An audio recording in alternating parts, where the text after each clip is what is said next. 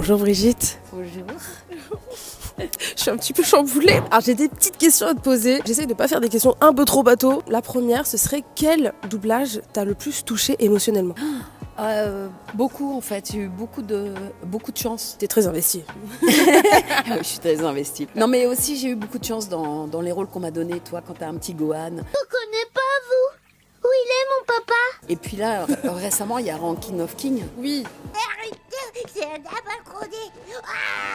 Gaudi, j'ai vu dans les images que ça te prenait beaucoup. Mais oui, psychologiquement. parce que t'es obligé de faire passer quelque chose sans les mots. Quoi. Oui. Et la performance c'est très est fort. incroyable. Ouais. Mais en fait, je m'attache beaucoup à mes personnages. Alors, je sais pas si tous les comédiens font ça, mais je pense que c'est indispensable. Et du coup, je rentre tellement dans leur jeu au moment où on joue que voilà, ils m'émeuvent autant qu'ils vous émeuvent. C'est pour ça qu'on ressent toute ton émotion aussi. Ouais, j'espère, ouais, merci. Tu peux espérer, c'est bon, hein, c'est fait. Hein. Tout le monde n'est pas à ta hauteur, Brigitte. Tu le sais. 1m47. Elle est bien, elle est très bien. Alors, autre question, peut-être un peu dure. Si tu devais en garder qu'un, quel doublage tu garderais? C'est hyper trop dur. Hyper trop dur. Parce qu'en fait, l'air de rien, t'es toujours attaché au dernier que t'es en train de faire. Tu vois ce que je veux dire? Parce que t'es dedans, parce que tu viens juste de donner beaucoup. Mais en même temps, t'as des personnages qui... comme t'as beaucoup Gohan, qui m'ont apporté tellement. Toi, aujourd'hui, on serait pas dans cet événement s'il n'y avait pas eu ce dessin animé. Quand je vais en convention, il n'y aurait pas les conventions s'il n'y avait pas eu Dragon Ball. Il n'y aurait pas... tout ça n'existerait pas, quoi. Je pense que ça a fait naître tout un monde, tout un circuit. Donc je suis très attachée à Dragon Ball, c'est sûr. C'est sûr, et à Goku et Gohan, surtout Gohan, je dois dire. Donc, si tu devais choisir entre Goku et Gohan, c'est Gohan qui t'a le plus, peut-être... C'est dur, hein, parce que c'est tout Dragon Ball. Et parce qu'en fait, Goku, c'est le premier que j'ai rencontré. Oui. Et il est trop mignon, il est naïf et tout. Après, il grandit mal, je le trouve bête quand il est grand. Alors que Gohan, moi j'aime bien parce qu'il sait qu'il est le plus fort, c'est un héros, c'est un intellectuel, il va se battre que parce que c'est nécessaire, alors que Goku, il y va, on lui parle de fight, il y va. Je suis d'accord avec ça, dans le sens où le développement psychologique de Gohan est, je trouve, beaucoup plus poussé. C'est ça. Après, je trouve que dans les super, il est moins présent et moins intéressant. Donc Gohan. Ouais, Gohan. Mais Trunks, quand même. Ouais. Trunks, c'est le chouchou parce que c'est végétal. Il est beau, hein.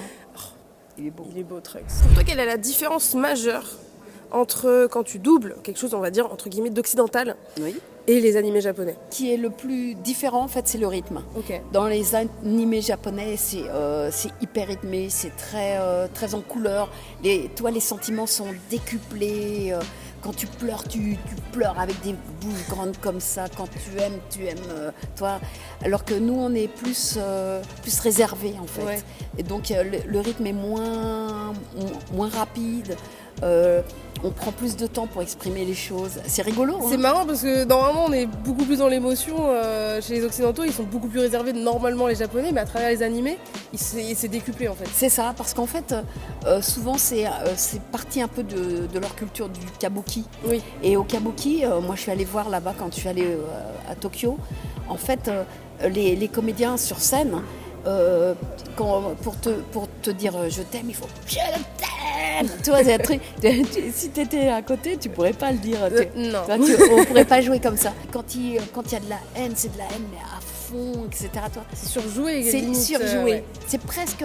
Oui, c'est caricatural. Ouais, c'est ça. Donc, nous, on peut pas jouer comme ça. Parce que du coup, le public européen dit c'est bizarre. Ça rend pas bien. Non, ça rend pas bien. Donc il faut trouver toujours un juste milieu, c'est assez génial pour un comédien. Petite passation pour la dernière question. Tu as rencontré les comédiens de doublage au Japon. Il y a même eu une fois, tu es passé à la télé, tu as fait la scène justement avec la Seiyuu. Avec la Seiyuu. Comment ça s'est s'est passé un peu cette rencontre avec les Japonais, justement cette différence? Ah là là, mais je suis arrivée comme une déesse là-bas. Mais non Ah non, mais vraiment. Et puis moi, tu sais, ici à l'époque, c'était en 1989. Ici, personne ne connaissait le doublage des animés, ne connaissait le Japon, ne connaissait les animés en général, et c'était décrié. Toi, quand les parents leur disaient je regarde Dragon Ball, les parents disaient ah non mais c'est pas bien, c'est violent. Voilà. Ça s'adresse à une clientèle de jeunes qui est en fait représentative de la société d'aujourd'hui, donc en recherche d'identité, un peu en marge, très typé sur des jeunes de banlieue ou en difficulté. Non. Alors quoi, ça parle d'arts martiaux, donc c'est Ils comme avaient si tu un disais... peu voilà. similé Goldorak et encore. Et encore, c'est comme si tu disais que David Douillet, il est violent, quoi, parce qu'il fait du judo. Voilà. Mais Rambo, ça passe. Ah ouais, voilà, c'est ça. Il y avait une incompréhension de cette culture-là qui a grandi avec Dragon Ball et grâce à Dragon Ball. Et puis après avec les réseaux sociaux, parce que les gens ont exprimé leur amour pour cette culture-là, leur intérêt.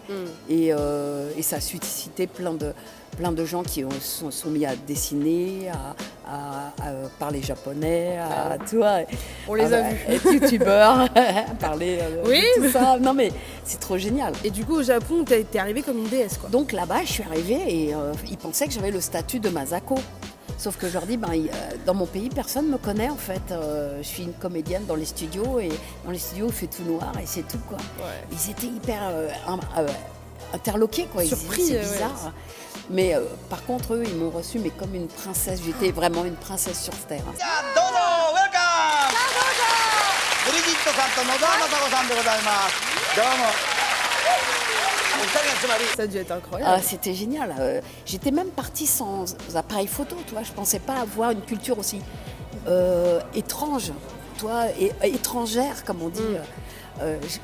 Je savais pas. Pour moi, c'était une découverte d'un monde incroyable. C'était un rêve de fée, quoi, de princesse. J'ai vécu un truc extraordinaire. Ça va être un des plus beaux souvenirs que t'as. Ah en ouais, fait. oui, oui. Et puis, ça te frappe, quoi. Et puis mon gâté pourri, comme vraiment. Toi, je disais, ça existe, ça, chez vous? Hop, c'était réalisé tout de suite, quoi. Et c'est là où j'ai rencontré les premiers mangas.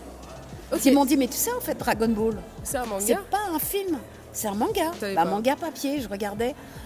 Ah, c'est génial. et tu sais que j'en ai même pas rapporté, en fait.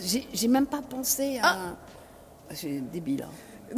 T'aurais eu des exemplaires de l'époque, Ouais, Brigitte. ouais. Ok, merci Brigitte. Tu sais que, petite anecdote, je me suis rendu compte vraiment que t'as bercé mon enfance, parce qu'on s'en rend pas assez compte, je pense, que ta voix, elle était absolument partout, jusqu'à j'ai redécouvert sur TikTok il y a 2-3 jours Oui. une pub pour un yaourt qui s'appelait Yoko. Yoko. C'est Petit Yoko. Son petit cœur, ça c'est nouveau.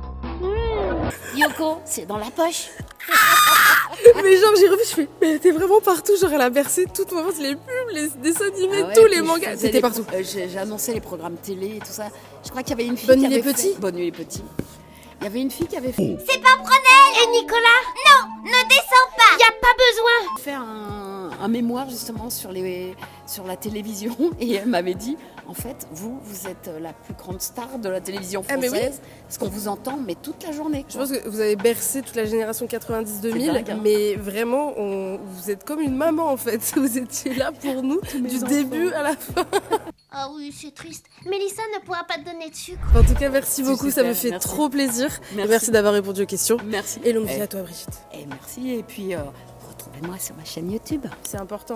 En plus, elle est géniale et tu fais plein de trucs incroyables. Tant Quand mieux. tu fais les pranks là au téléphone, C'est génial. allez la voir s'il vous plaît, elle est incroyable, incroyable. On va s'abonner à Brigitte s'il vous plaît. Merci.